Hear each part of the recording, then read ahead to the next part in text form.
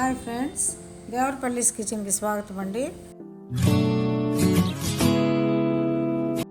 ఈరోజు రసం పౌడర్ ఎలా తయారు చేయాలో మీకు చూపెట్టాలనుకుంటున్నానండి.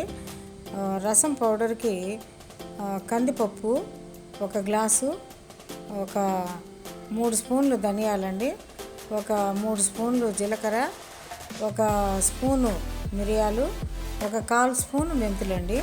ఇవన్నీ బాగా వేగనివ్వాలి. బాండల్లో వేసి వేయించిన తర్వాత అవి చల్లారిన తర్వాత అవి పౌడర్ లాగా చేసి పెట్టుకోవాలి.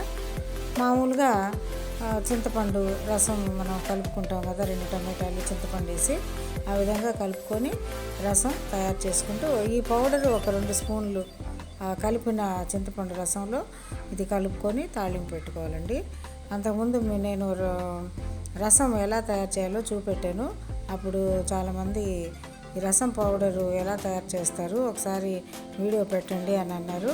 అందువల్ల ఇది వీడియో పెట్టానండి. ఇవన్నీ ఇలా మిక్సీ వేసుకోవాలి.